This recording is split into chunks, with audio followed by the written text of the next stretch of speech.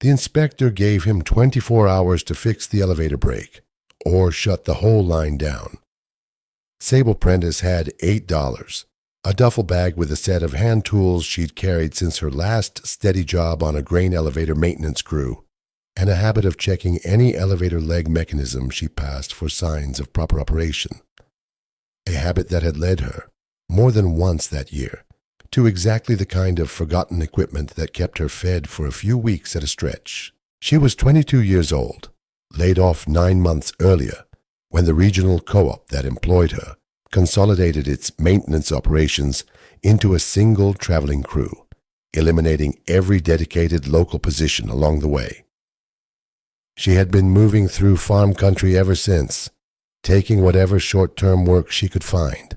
The consolidation notice had cited operational efficiency as its justification, language Sable had come to recognize across 9 months of towns exactly like this one as the specific corporate dialect for deciding that a technician's actual familiarity with a particular facility's specific safety systems mattered less than whatever a traveling crew could theoretically manage across several counties instead.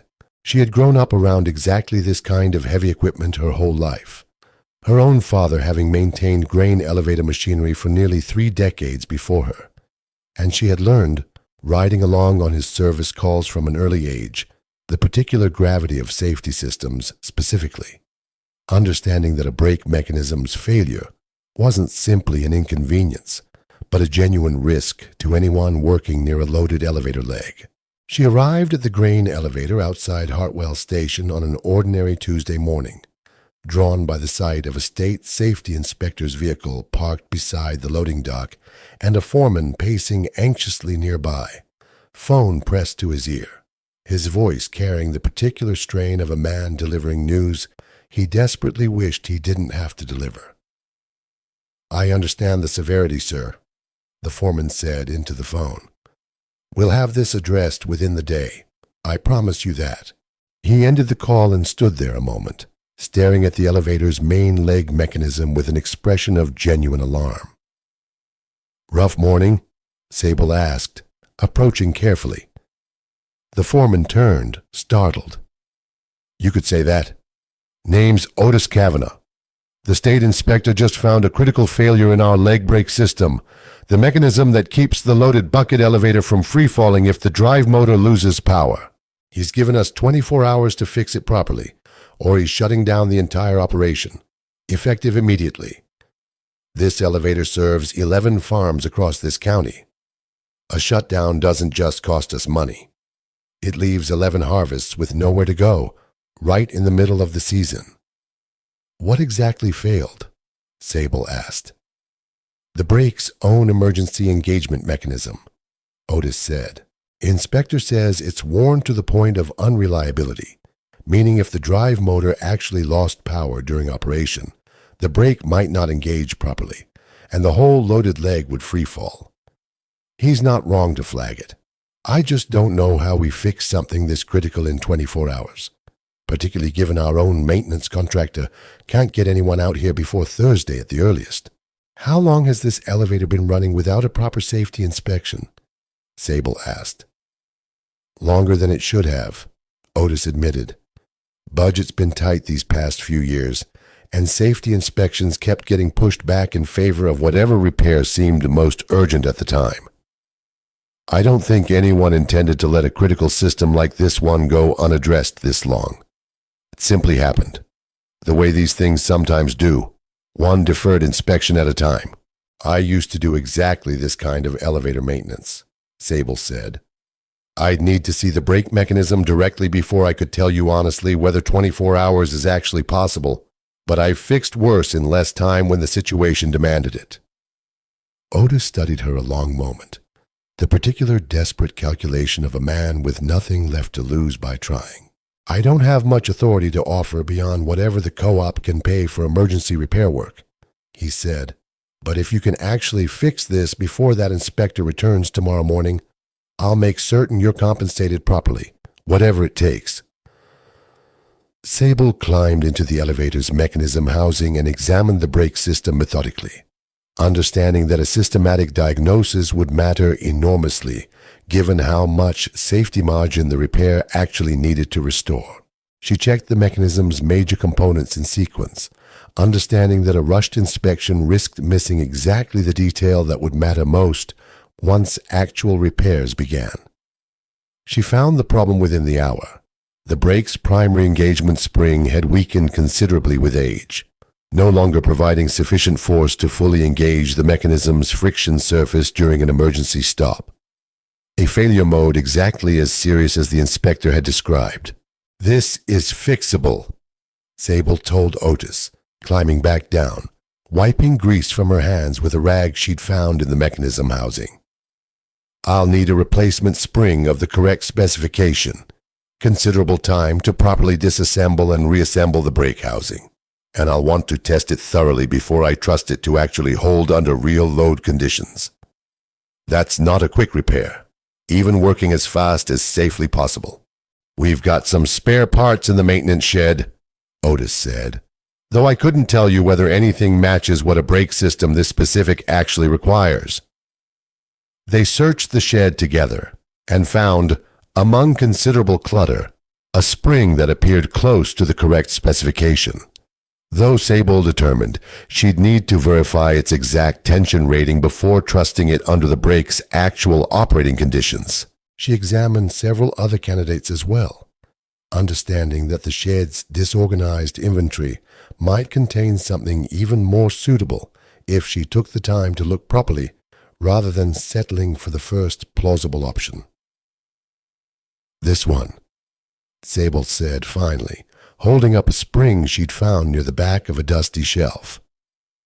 "The coil spacing matches what I'd expect for this brake specification considerably more closely than anything else here. I don't have a way to properly test this spring's tension rating out here," Sable said. "I'll need to calculate it manually, based on the mechanism's known requirements, and verify the fit carefully once it's installed." Sable spent the following hours working through the brake housing's disassembly with careful, methodical attention, understanding that a critical safety mechanism demanded considerably more caution than speed, however much the deadline pressed against both. She calculated the replacement spring's required tension using the brake's own engineering specifications, found stamped into the housing itself, cross-referencing her math twice before trusting the installation to proceed. Otis hovered nearby through most of the day, alternating between offering whatever assistance he could provide and pacing anxiously as the 24 hours continued their steady advance. "I called every farmer who depends on this elevator this morning," he told Sable around midday. "Wanted them to understand what we're facing rather than simply announcing a shutdown without warning if it comes to that." "How did they take it?" Sable asked. "Better than I expected," Otis said. "A few of them offered to come help however they could, though I'm not certain what use farmers without mechanical training would actually be for a repair this specific. Extra hands are rarely useless," Sable said, "even if their usefulness looks different than skilled labor. Send them over if they're willing. I might need help holding components steady at minimum." By late afternoon, with the replacement spring properly installed and the brake housing reassembled, Sable began the careful process of testing the mechanism, running it through repeated engagement cycles under increasing simulated load, watching for any sign the repair hadn't fully restored the safety margin the inspector's original finding had identified. "I need this to actually hold under real emergency conditions, not just pass a light test," Sable explained to Otis, who had grown increasingly anxious as evening approached with the repair still not fully verified. A brake that fails during an actual emergency costs considerably more than simply missing tomorrow's deadline.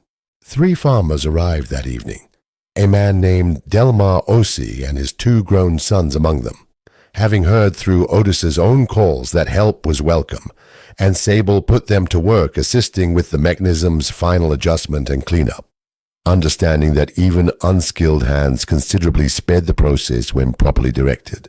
"This elevator's the only reason my own farm doesn't require a 2-hour drive to move grain anywhere useful," Delmar told Sable, watching her work the brake housing's stubborn bolts loose. "Whatever you need holding steady, we're here for as long as it takes." By 9 that evening, with the brake system holding steady through repeated full-load simulation tests, Sable finally trusted the repair completely, rather than merely hoping it would pass the inspector's review the following morning. She ran one additional cycle beyond what strict verification required, understanding that her own confidence mattered as much as the mechanism's actual performance when facing an inspector the following day. "It's holding," she told Otis. "I want to run it through one more full cycle in the morning, before the inspector arrives, just to be certain nothing shifted overnight. But I believe this repair genuinely restores the safety margin that failed." The inspector arrived precisely at 9 the following morning, a methodical man named Harold Voss, who examined the brake mechanism with the particular thoroughness of someone who had clearly flagged serious violations before and had no intention of accepting a hasty patch job as adequate. He carried his own testing equipment, unwilling to rely solely on the elevator's existing gauges, and worked through his inspection checklist with a deliberate pace that made every minute feel considerably longer than the clock actually measured. "This spring isn't the original manufacturer specification," Voss said, examining the replacement closely, running his own gloved finger along its coils. "It's not," Sable said, keeping her own voice steady despite a night without much sleep. "But it's properly rated for the required tension, and I've tested the engagement mechanism repeatedly under full simulated load. I'd welcome you to test it yourself, rather than simply taking my word for it." Voss tested the brake thoroughly, running the mechanism through multiple emergency engagement cycles, measuring the actual stopping force against the safety standard his original inspection had cited. Otis stood beside Sable through the entire process, his hands clasped tightly enough that his knuckles had gone pale, watching each test with the particular held breath of someone whose entire operation hung on the results. "This is holding considerably better than what I found yesterday," Voss said finally, closing his own inspection binder. "I'm passing this repair. The elevator can resume normal operation." Otis's relief was visible and immediate, his whole posture finally releasing the tension he'd carried through the entire ordeal. 24 hours, and 11 Farms' entire harvest just avoided sitting with nowhere to go, he said. "I don't know how to properly thank you for what you just did for this county." "I think this county's own farmers deserve considerable credit too," Sable said. "They showed up to help without being asked, the moment they understood what was actually at stake." Word of the near shutdown and its narrow resolution spread through Hartwell Station within days, and the co-op's own board, once informed of exactly how close 11 Farms had come to losing their harvest window over aging safety equipment nobody had properly budgeted to replace, agreed to fund a full mechanical overhaul of the elevator's safety systems, ensuring no future inspection could threaten the operation on such short notice again. The co-op's regional director visited the elevator personally the following week, reviewing the emergency repair alongside Otis's own account of the ordeal, and left visibly troubled by exactly how narrow the margin had actually been. 24 hours, and no backup plan beyond hoping a stranger happened to be passing through with the right skills, the director said, examining the rebuilt brake housing with evident discomfort at his own organization's oversight. "I don't think this co-op fully understood the risk we were carrying on aging safety equipment, until we very nearly learned it the hard way." Sable stayed on at the elevator through that harvest season, and the ones that followed, formally hired to serve as the facility's dedicated maintenance technician, a position that gave her steady work and the particular satisfaction of preventing future crises rather than merely reacting to them after the fact. She established a proper preventive maintenance schedule that first season, checking safety systems and other critical components on a regular rotation rather than waiting for an inspector's finding to reveal a problem that could have been caught months earlier. 11 farms kept their harvest window because you happened to be walking through this county on exactly the wrong morning. Otis told Sable some months later, watching the elevator's legs cycle smoothly through another truck's worth of grain.